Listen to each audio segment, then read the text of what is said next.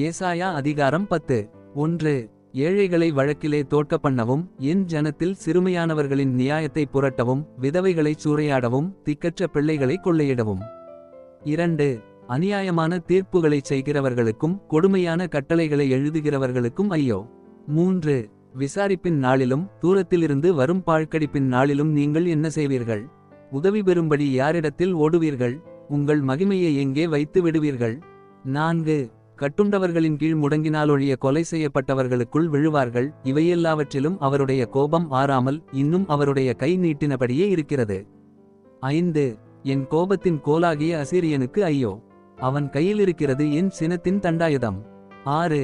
அவபக்தியான ஜனங்களுக்கு விரோதமாய் நான் அவனை அனுப்பி, எனக்கு கோபமூட்டின ஜனத்தை கொள்ளையிடவும் சூறையாடவும், அதை வீதிகளின் சேற்றைப் போல் மிதித்து போடவும் அவனுக்கு கட்டளை கொடுப்பேன். 7.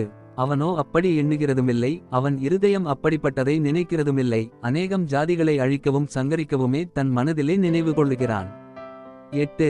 அவன், என் பிரபுக்கள் அனைவரும் ராஜாக்களல்லவோ? 9. கல்னோ பட்டணம் கர்கேமிசைப் போலானதில்லையோ? ஆமாத் அர்பாத்தைப் போலானதில்லையோ? சமாரியா தமஸ்குவைப் போலானதில்லையோ? 10.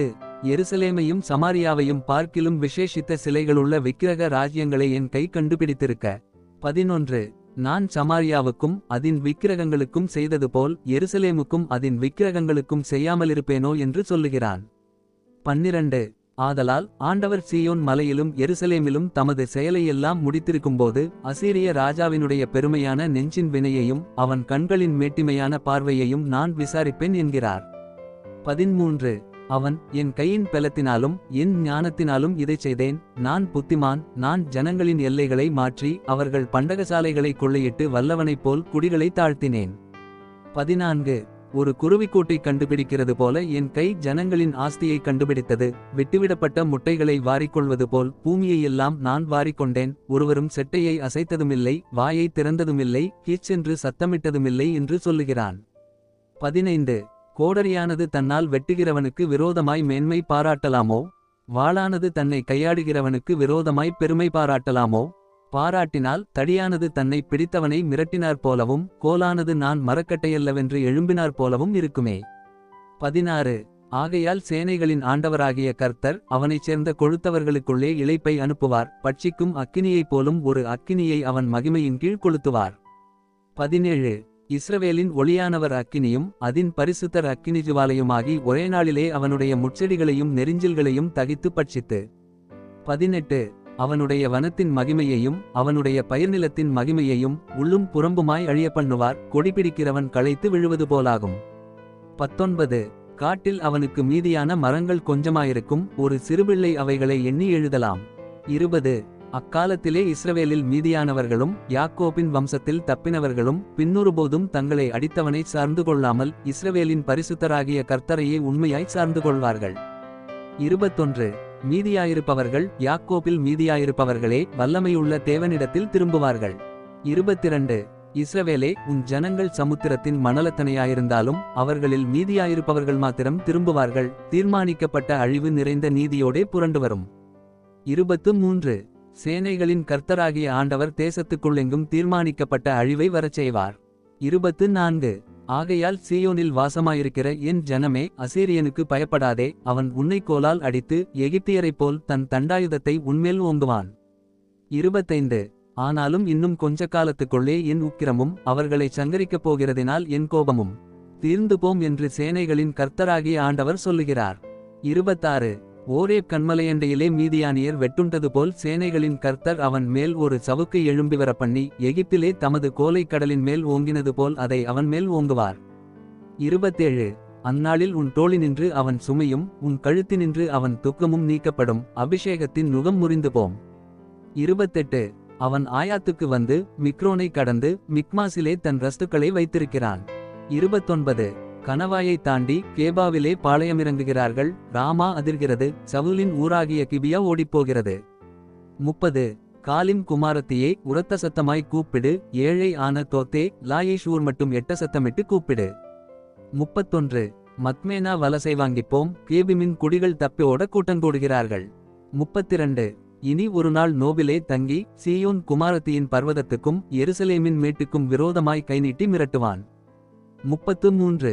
இதோ சேனைகளின் கர்த்தராகிய ஆண்டவர் தோப்புகளை பயங்கரமாய் வெட்டுவார். ஓங்கி வளர்ந்தவைகள் வெட்டுண்டு மேட்டிமையானவைகள் தாழ்த்தப்படும். 34. அவர் காட்டின் அடர்த்தியை கோடரியினால் வெட்டிப் போடுவார். மகத்துவமானவராலே லீபனோன் விழும். ஏசாயா அதிகாரம் 11. 1.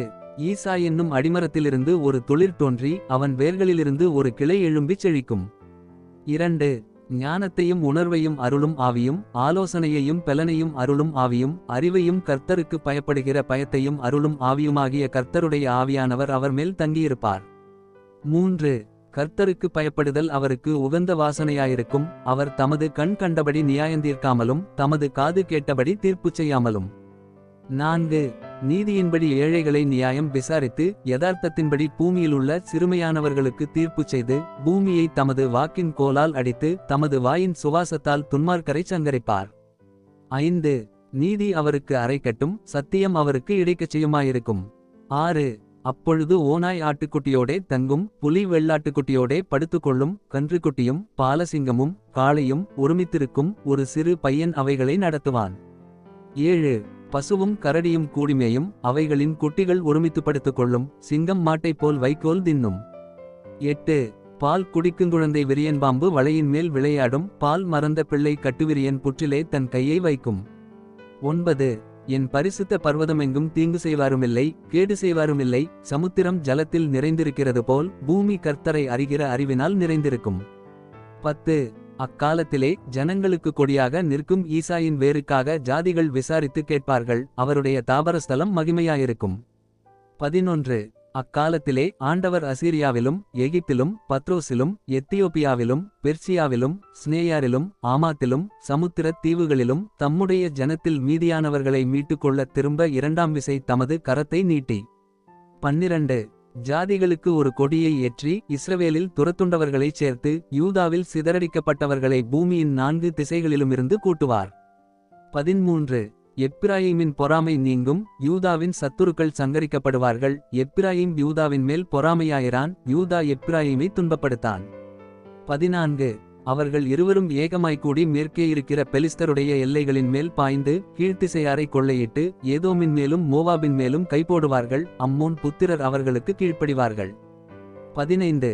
எகிப்தின் சமுத்திரமுனையை கர்த்தர் முற்றிலும் அழித்து தம்முடைய காற்றின் வலுமையினால் நதியின் மேல் தமது கையை நீட்டி ஏழாறுகளாகப் பிரித்து ஜனங்கள் கால் நனையாமல் கடந்து போகும்படி பண்ணுவார்.